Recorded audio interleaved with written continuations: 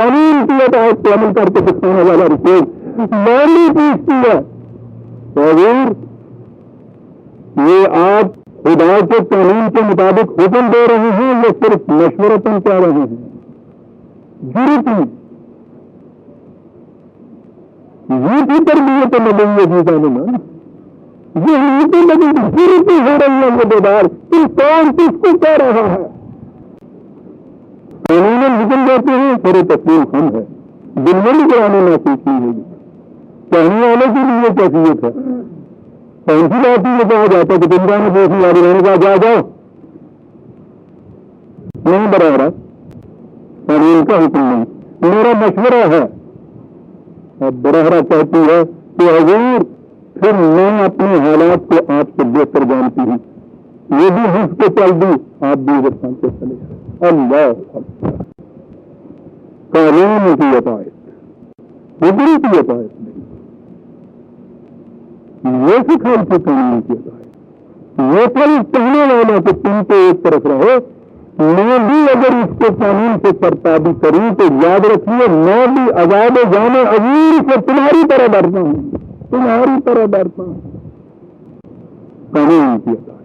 آپ نے غور فرمایا کہ وما ارسلناک الا رحمۃ للعالمین یہ رحمت کیسے بنتا ہے یہ آنے والا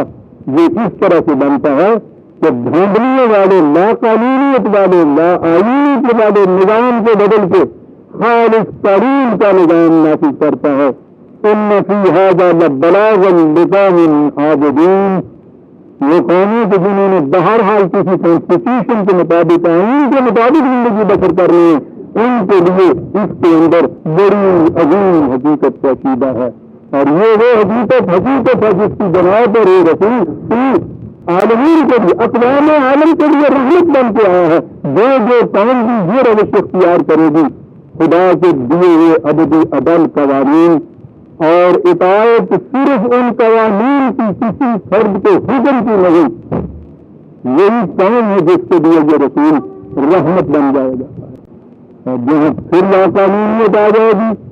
پھر یہ اسی اسلام سے پہلے دور جاہلیت میں چلے جائیں گے اور پھر یہ رحمتیں اس کی کسی اور جگہ پہ یہ ابر کرم جا کے برسے گا پھر ان کی کھیتیوں کو کبھی پرواہ نہیں پڑے گی ابھی ظالمان وقت ہو گیا آج ہم سورہ بقرہ کی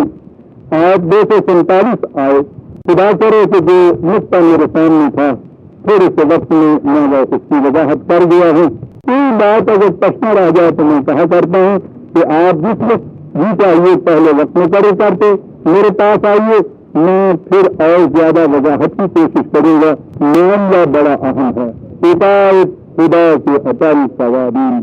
کسی کے حکم کی نہیں ہے اور اطاعت کرانے والا سب سے پہلے خود قانون کی اطاعت کرے گا پھر اس کو حق پہنچے گا کہ دوسرے کی اطاعت کرائے ورنہ وہ کر نہیں سکتا ربنا تقبل منا انك انت السميع العليم